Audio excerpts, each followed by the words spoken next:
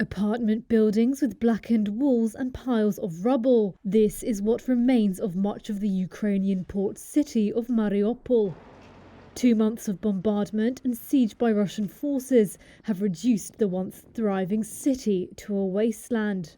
It has seen the bloodiest fighting and worst humanitarian catastrophe of the war. Ukraine says 100,000 civilians remain there. Among them is social worker Oksana Forstenka. She says there is literally nothing left of her home.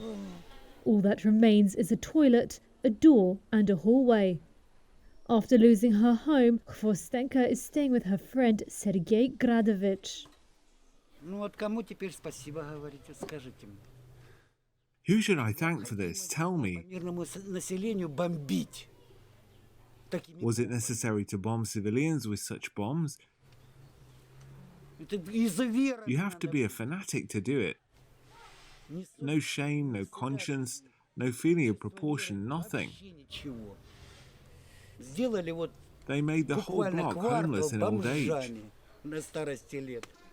After failing to capture Kiev in a 9-week assault that has turned cities to rubble, killed thousands and forced 5 million Ukrainians to flee abroad, Russia is now focusing on the east and south of Ukraine. Ukraine's armed forces said on Saturday that Russia had failed to capture 3 target areas. Moscow said on Saturday its artillery units had struck 389 Ukrainian targets overnight.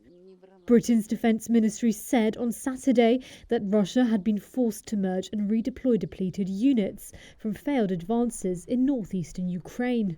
Reuters could not independently verify the reports of what was happening on the ground. Ukraine's Border Guard Service posted a video on its Facebook page showing about 16 weary-looking soldiers in battle fatigues singing the national anthem in a small basement room.